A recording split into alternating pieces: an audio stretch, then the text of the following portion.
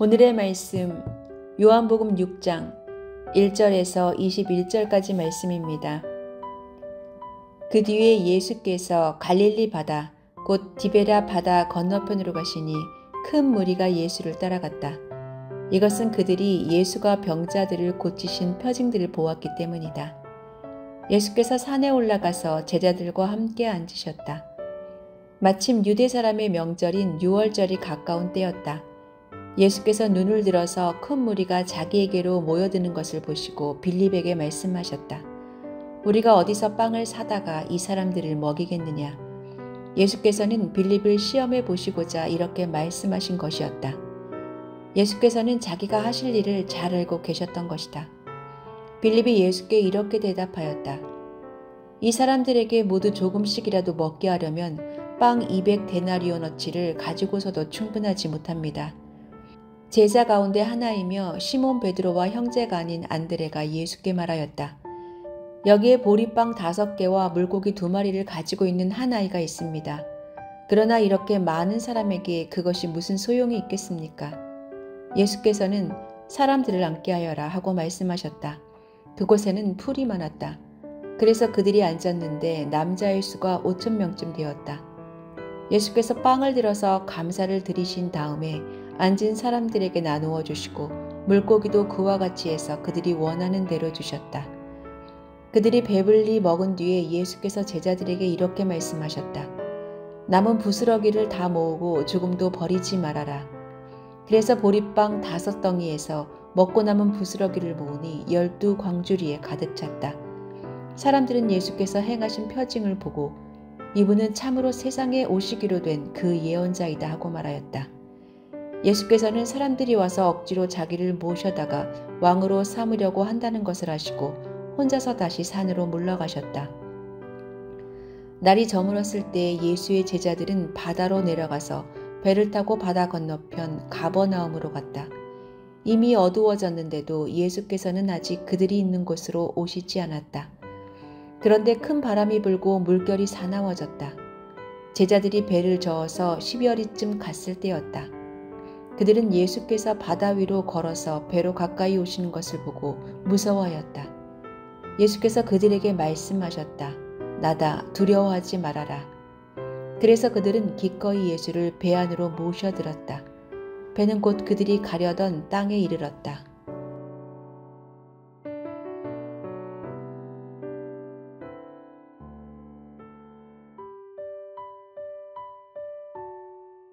해마다 연말에 구세군의 자선 냄비가 걸리고 불우한 이웃을 돕자고 하는 캠페인이 벌어지면 엄마의 손을 잡고 와서 얼마 안 되는 적은 돈을 고사리 같은 작은 손으로 부끄럽게 냄비에 넣고 가는 어린 아이들의 모습이 화면으로 보여지곤 합니다. 이런 캠페인에는 한 번에 큰 돈을 내고 가는 기탁자의 얼굴이나 이름을 드러내지 않습니다. 왜냐하면 적은 금액의 사랑이 모여서 큰 일을 이루어내는 것이 바로 하나님의 방법이기 때문입니다. 그리고 예수님께서 이런 큰 일을 위해 작은 헌신을 사용하신 것이 오늘 묵상 본문에 기록되어 있습니다. 예수님이 디베랴 갈릴리 건너편에 도착하셨을 때에 치유를 목격한 이들이 많이 모여들었습니다. 예수님은 산에 올라 그들을 가르치셨고 큰 무리가 자기에게 오는 것을 보시고 빌립에게 어디서 떡을 사서 이 사람들을 먹이겠느냐 하셨습니다. 그러나 빌립은 200데나리온도 부족하다는 산술적 계산을 했고 어떤 제자는 한 아이가 가져온 보리떡 5개와 물고기 2마리를 가져와 이걸로 무엇 하겠냐고 합니다. 그러나 예수님은 이것으로 5,000명이 넘는 사람을 먹이시고 12광주리가 남게 하셨습니다. 그 후 예수님은 산에 오르셨다가 풍랑에 두려워하는 제자들에게 물 위로 걸어가셔서 그들을 지키셨습니다.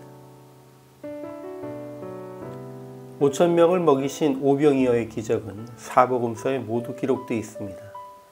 본문의 흐름이 조금씩 다르긴 하지만 예수님이 빌립에게 물으시고 빌립이 200데나리온이 필요하다고 대답한 것, 그리고 한 아이가 가져온 떡 5개와 물고기 2마리로 예수님이 5,000명을 배부르게 하셨다는 것은 크게 다를 것이 없습니다.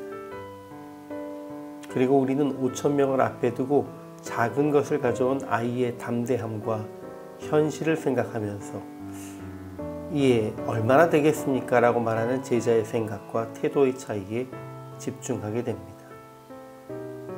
작고 의미 없는 것이라고 생각하고 숨겨둔다면 그것은 정말 작고 아무것도 할 수 없는 것으로 남을 수밖에 없습니다. 하나님께서는 우리가 드릴 수 있는 작은 헌신을 그걸로 뭘 하겠느냐라며 무가치하게 생각하지 않으십니다. 무로부터 우주를 창조하신 하나님은 아무것도 없는 상태에서도 우리의 필요를 채우실 수 있는 분입니다. 그러나 우리에게 헌신을 요청하시고 무엇을 할 수 있는지, 얼마를 가지고 있는지 물어보시는 것은 우리가 주의 일에 동참하기를 원하시고 얼마 안 되는 우리의 헌신을 통해 큰 일을 이루시면서 우리와 기쁨을 함께하기를 원하시기 때문입니다. 오늘도 우리가 작은 것으로 주님 앞에 헌신할 때에 하나님의 능력 안에서 많고 적음의 한계는 의미가 없어지고 풍성한 하나님의 은혜를 경험하게 될 것을 믿고 주 안에서 불가능함이 없음을 고백하는 우리가 되기를 소망합니다.